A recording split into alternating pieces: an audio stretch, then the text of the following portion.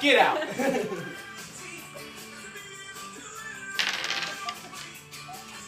Nope.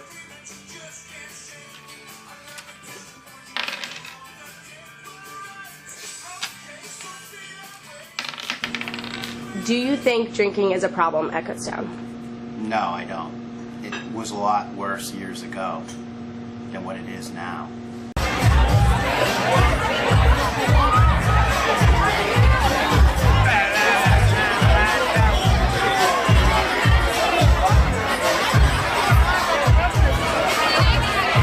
That's interesting because some are saying that it's the worst it's been now. No.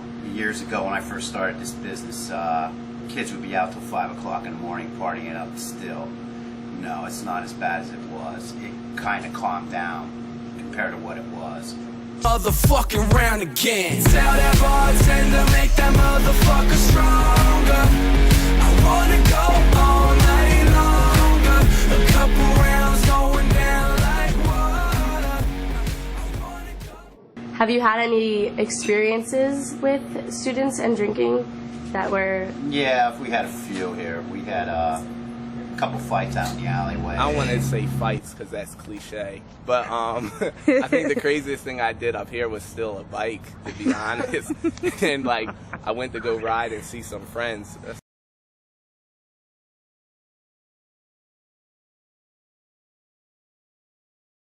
Term to get beer muscles, and so now they get in fights, and that's just as bad because we get some serious assaults here, and through the fights and stuff that they probably wouldn't get in those fights if they were sober.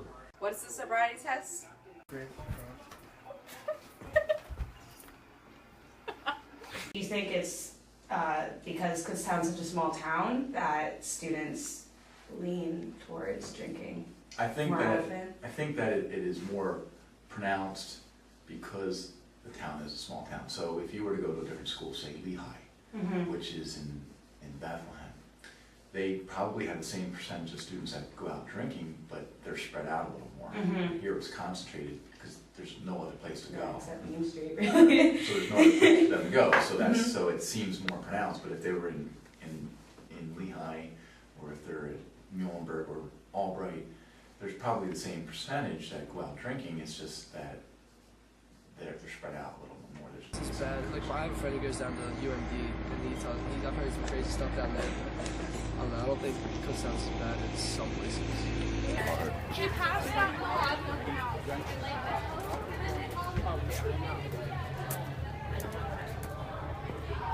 It's a lot of out-of-towners, especially from Reading and Allentown, going to Shorty's, because Shorty's being a nightclub, looking for feel that the things students to do. are really not that bad. A lot of time is people from out of area that they will come here into Kutztown just because they think it is a college town, and that's when they're gonna come and start fighting with the students. And obviously, students might be intoxicated and they just start a fight. But I don't think it's completely their fault. It's more like outsiders coming in. And what's one of the worst cases you or the police have dealt with involving student drinking? The worst case was back in 2007. There was a young man named Kyle Quinn who was killed. No, the people that killed him, there was 3 individuals from Allentown, were not students, and he was a student. He was walking by himself. It was late at night, 2, 3 in the morning, and they assaulted him. I think a lot had to do when what's his name was killed in front of China King. I think it really went downhill after that, and then plus the police took a major stance on drinking. So that happened. That was the worst case. I mean, there's other cases where you don't necessarily hear about. And there was a case last year where there was a young woman who got so drunk that she basically wanted to go to sleep, and she put her head down and used the railroad tracks as a pillow. And there was a train coming, and fortunately the conductor saw something, and stopped the train. Wow. And if it hadn't been, her head would have, popped like a grape, unfortunately. But you don't hear about those things. Yeah. And that happens fairly often. The cold weather coming, we'll find people that are passed out in the snow. And How do you feel about the police here? That they're a little too much sometimes. Yeah, they're too much sometimes. Like when they be like Just dramatic. They're really they're dramatic. very dramatic. Because we live in front of Beck, so everybody that gets caught at the fountain, they're so over dramatic. They bring like 5 police cars for like one person. So it's I overkill. don't know. I know that our arrests are up this year. Part of that is because we're at full staff and we hadn't been in previous years. So you have more officers, more arrests. Part of it is, and my personal belief is that they have these flavored infused drinks are out now, liquor, flavored vodka. I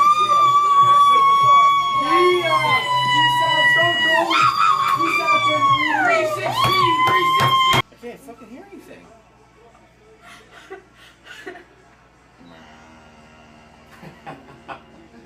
Flavored bourbon, which they didn't have years ago.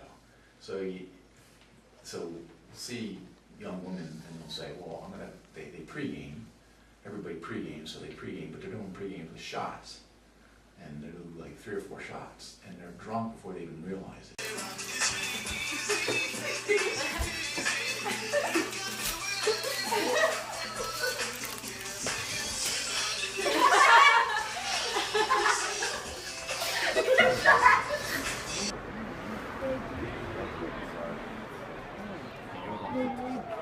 No.